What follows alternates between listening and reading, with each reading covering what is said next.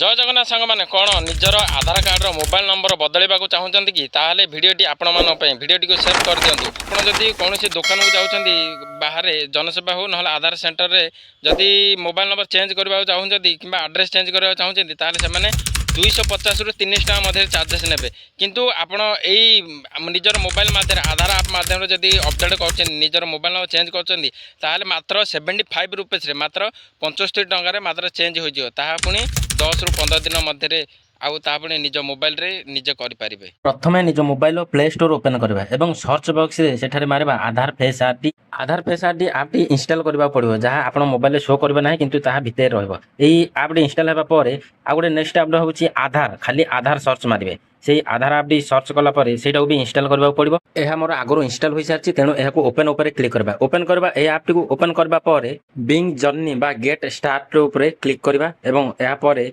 Continue register ऊपर click करबा। एहा परे निजरो 12 अंक विशिष्ट आधार नंबर एंटर करबा एवं एहा परे कन्फर्म आधार ऊपर क्लिक करी टिक मार्क ऊपर क्लिक करी कंटिन्यू ऊपर क्लिक करबा। एहा परे देखंतु कंटिन्यू टू सेंड एसएमएस ऊपर क्लिक करबा। एहा परे देखंतु किछि समय पे वेरिफिकेशन होबा आपनकर सिम टा जहा कि सेटिंग ऊपर वेरिफिकेशन हला परे कंटिन्यू फेस ऑथेंटिकेशन ऊपर क्लिक करबा। एहा परे स्टार्ट योर फेस ऑथेंटिकेशन जहा कि आपनकर फोटो कैप्चर होबो आखि जो मिटी करबे बा ब्लिंक करबे से रेड टा ग्रीन हेबा परे एही परे भाबरे निजर फेस ऑथेंटिकेशन करबे।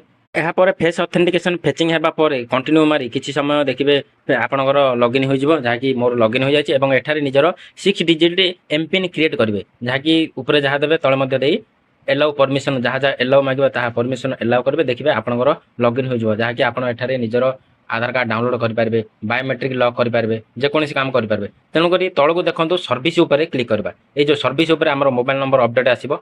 एहा परे लेफ्ट साइड कॉर्नर देखंतु मोबाइल नंबर अपडेट तारि ऊपर क्लिक करबा एवं से अपडेट क्लिक करबा पर continue to mobile number update तारि ऊपर क्लिक करबा एवं एठारे निजर मोबाइल नंबर नुआ मोबाइल नंबर जोड़ा चेंज करबा चाहछथि सेही मोबाइल नंबर टी एंटर करबे एवं आपण पाखो गोटे ओटीपी आसीबो ओटीपी एंटर करबे।